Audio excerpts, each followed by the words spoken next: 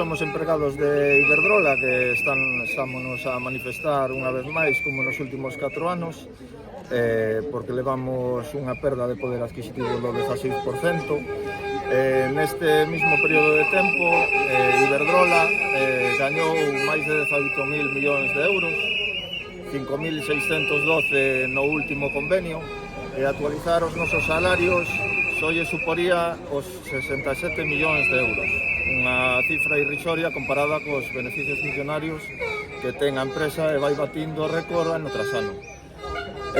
Somos os empregados que dicen eles que somos o motor da empresa, pero despois eles, a hora de reparten cartos hacia arriba, hacia a dirección e os accionistas, e miseria hacia baixo. Non son capaces de recoñecer o noso traballo.